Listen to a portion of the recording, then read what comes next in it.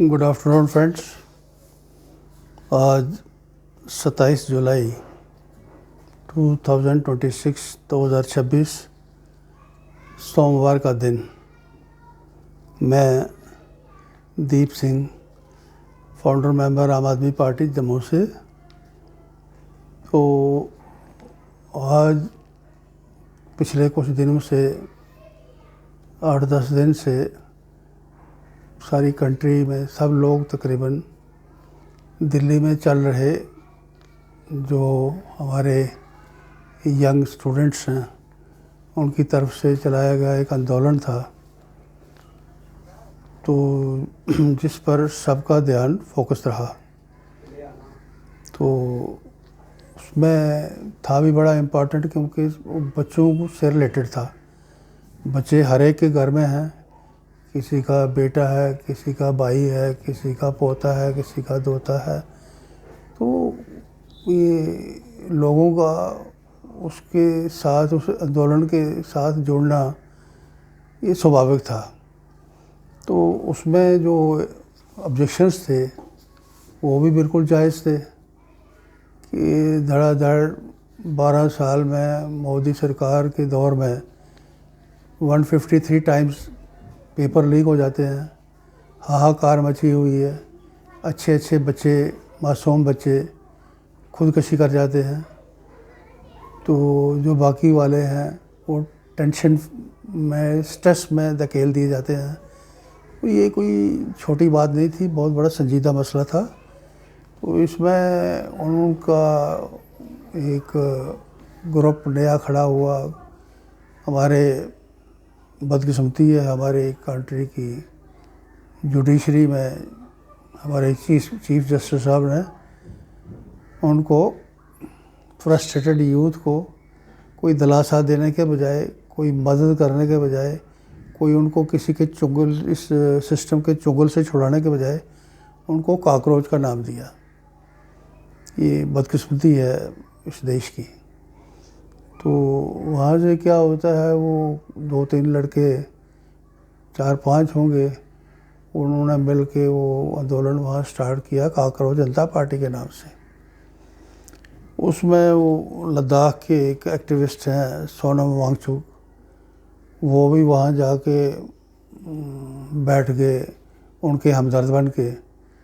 हमदर्द बनने के बाद जब थोड़ी सी स्पेस मिलने लगी तो उन्होंने भी अंदर से अपना छोटी सोच का मुजाहरा किया। उन्होंने भी अपना इंटरेस्ट वाच करना शुरू कर दिया, वहाँ के उस आंदोलन के लीडर बनना शुरू हो गए। किस तरह से उन्होंने सरकार के लोगों के साथ ये साजबाज करके अपना रास्ता खोजने की कोशिश की, वो सबके सामने है, बताने की ज़रूरत नहीं है। अब कल परसों से जब से मिस्टर धर्मेंद्र प्रधान वो एजुकेशन मिनिस्टर बनाए हुए थे मोदी सरकार में, उनको इस्तीफ़ा लिया गया उनसे, या उन्होंने दिया या उनसे लिया, ना कोई दे रहा था ना कोई ले रहा था, दोनों बातें सच हैं। तो ये एक प्रेशर, एक दबाव था, एक पूरी दुनिया में थू थू पड़ रही थी। कुछ भी कह लें तो इन्होंने, मोदी साहब ने उनका इस्तीफ़ा लेके अनाउंस किया।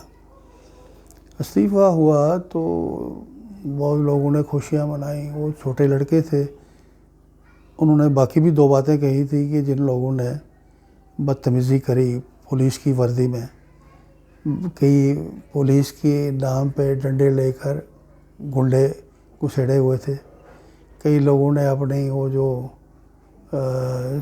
सोटी है उसके साथ कील लगाए हुए थे।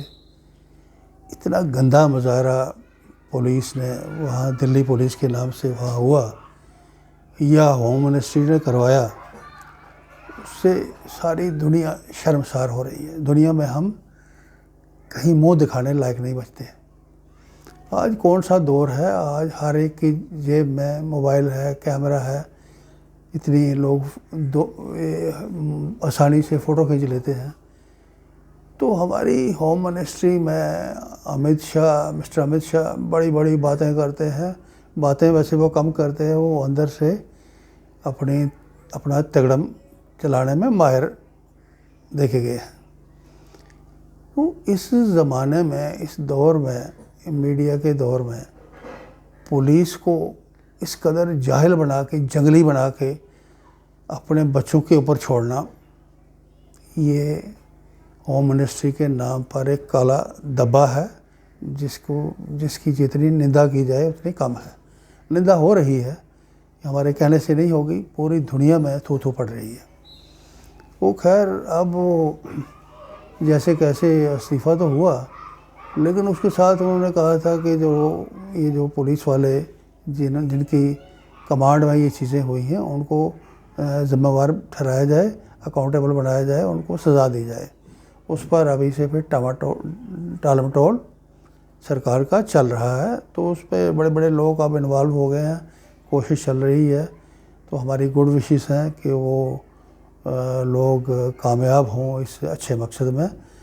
अब सवाल ये है, जो मेन इम्पॉर्टेंट चीज़ ये है, एजुकेशन किसी भी कंट्री ने तरक्की करी है तो एजुकेशन सिस्टम स्ट्रांग करने की वजह से करी है, हेल्थ सिस्टम स्ट्रांग करने की वजह से करी है।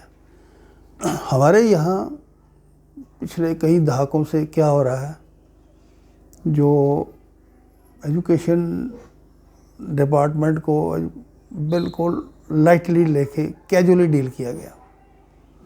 जिस आदमी का एजुकेशन के साथ कोई लेना देना नहीं है, वो एजुकेशन HRD मिनिस्टर, प्रधान साहब जो थे, उनका एजुकेशन के साथ कोई लेन देन नहीं था, उनको विराजमान किया हुआ था इन्होंने, मोदी सरकार ने। अब उनको हटाया तो एक प्रहलाद जोशी हैं, वो सिंपल ग्रेजुएट हैं, एजुकेशन के साथ उनका कोई लेना देना नहीं है। हाँ, प्रधान साहब का और प्रहलाद जोशी साहब का RSS के साथ लिंक ज़रूर था, जो इकट्ठे मिल के निकर परेड वहाँ नागपुर में करते रहे हैं। ये बातें बाहर दिखाई जा रही हैं सोशल मीडिया में। तो इतनी इनकी कुर्बत थी। वो कुछ जो ये भी इल्ज़ाम लग रहे हैं, प्रधान साहब ने पेट्रोलियम मिनिस्ट्री में होते हुए, प्रहलाद जोशी साहब ने कहीं किसी मिनिस्ट्री में होते हुए RSS की और BJP की काफ़ी फंडिंग भी बंदोबस्त करी वहाँ से। ये भी सोशल मीडिया से बातें सुनने में आ रही हैं। अब इतने इम्पॉर्टेंट, इतने सेंसिटिव डिपार्टमेंट के ऊपर इस तरह के लोगों को विराजमान करना, ये सरकार चलाने वालों की संजीदगी को बड़ी अच्छी तरह से दिखाता है। दूसरी तरफ स्टेट्स में देखें, कोई 8th पास बनाता है HRD मिनिस्टर, कोई 12th पास बनाता है, कोई ग्रेजुएट बनाता है जिसका कोई इसके साथ लेना देना नहीं है, कोई वकील है, एडवोकेट है, उसने 12वीं के बाद, +2 के बाद कानून की पढ़ाई पढ़ी होती है, उसको बाकी चीज़ों का उतना इल्म नहीं हो सकता। किसी ने वकील को HRD मिनिस्टर बनाया हुआ है। तो ये सारी चीज़ें दिखाती हैं कि नॉन सीरियसनेस हमारे पॉलिटिशियंस की, हमारे रूलर्स की आज की नहीं, पिछले 60-70 सालों से चल रही है। तो अब भी ये चीज़ें, अब पहले भी हमने बात करी थी, स्मृति ईरानी को 2014 से 2016 तक बनाया, फिर जिसको बनाया उन्होंने क्या किया कि कोई पॉलिटिकल पार्टी नहीं बोली। एक चीज़ और इसमें समझ आती है कि पॉलिटिकल पार्टियों ने अच्छे कॉम्पिटेंट लोगों को अपने ऊपर के लेवल में लाया ही नहीं। ये पॉलिटिकल पार्टियों की लीडरशिप जो है, ये भी कल्प्रिट है इसमें। आज भी देखें, हर पॉलिटिकल पार्टी में हल्के किस्म के लोग, धक्का परेड करने वाले, मसल पावर दिखाने वाले या मनी पावर वाले लोग वो ऊपर 4-5 की चौकड़ी में दिखते हैं। आम आदमी को, आम किसी कुछ नॉलेज रखने वाले आदमी को, कुछ एक्सपर्ट आदमी को किसी पार्टी में कोई जगह आज भी नहीं दी जाती। इसमें सब पॉलिटिकल पार्टियां कल्प्रिट हैं और ज़िम्मेवार हैं। तो मोदी सरकार में पिछले 12 साल से जो होता रहा, पहले ये लोग नहीं बोले, ये लोग थोड़ी बहुत बात करते थे, लेकिन इन्होंने उतना सीरियसली नहीं लिया, क्योंकि सबको पता था, सब ने यही काम किया हुआ है। अब ये लड़के, छोटे लड़के, ये निकले बाहर। इन्होंने क्या किया, इनसे भी कई गलतियां हुई इस एजिटेशन में। इन्होंने अपने जो अच्छे एक्सपीरियंस लोग हैं, अच्छे समझदार लोग हैं, लगता है इनकी कामकाज को देख के कि इन्होंने किसी से कंसल्टेशन किए बगैर बहुत सी बातें करी हैं। अगर वो कंसल्टेशन करके अपने आप को चलाते तो इसमें को और भी अच्छा अचीव कर सकते थे, ऐसा कई एक्सपर्ट जो लोग हैं उनका कहना है, और ये सच भी है। तो अब क्या है, अब देखें वहाँ एजुकेशन मिनिस्टर के लेवल पर क्या हो रहा है, स्टेट्स में क्या हो रहा है, यूनिवर्सिटीज़ में आरएसएस ने अपने जो बेकार बैठे हुए लोग उनको यूनिवर्सिटियों में वाइस चांसलर लगा दिया, कॉलेजों में प्रिंसिपल लगवा दिया, कि ऐसा लगता है एक वेल प्लान्ड तरीके से एजुकेशन के नाम पर पूरी नेशन का बेड़ा गर्क करने का एक अंदर खाने अभियान चल रहा है।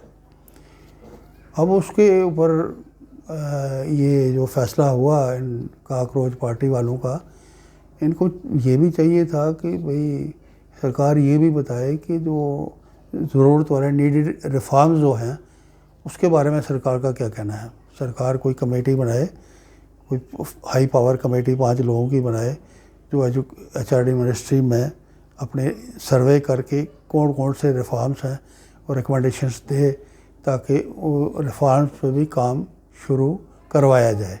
ऐसी बात ना सरकार के बैठे हुए लोगों ने कही, ना वो काकरोच वालों ने कही, क्योंकि वो भी छोटे लड़के हैं। तो छोटे लड़कों को छोटी उम्र में थोड़ी सी इम्पोर्टेंस मिलने लगे तो कई चीज़ें वो अपना दिमाग उनका भी हवा में उड़ने लगता है। तो उनसे ये गलतियाँ यकीनन हुई हैं। चलो उनसे गलतियाँ हुई हैं, हमें उम्मीद है इसमें मिस्टर राहुल गांधी बड़े अच्छे से, बड़ी संजीदगी के साथ इन चीज़ों के ऊपर काम करके एक अपना को प्रिपेयर करके, होमवर्क करके ये चीज़ों को टैकल कर रहे हैं। हमें उम्मीद है कि राहुल गांधी की लीडरशिप में ये जो कमियां हैं ये दुरुस्त करने का काम होगा, ऐसी उम्मीद करते हैं।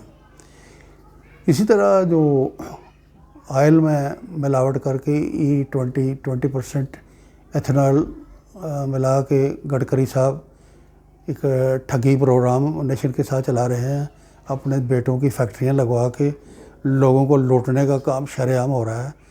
उस पर हमारे आम आदमी पार्टी के कन्वीनर केजरीवाल साहब बड़े अच्छे तरीके से, बड़े साइंटिफिक वे में स्टडी करके उस पर काम कर रहे हैं, और गडकरी साहब की हर जोड़ का बराबर लगातार ऑन द स्पॉट बिल्कुल इमीडिएटली उनको जवाब दिया जा रहा है।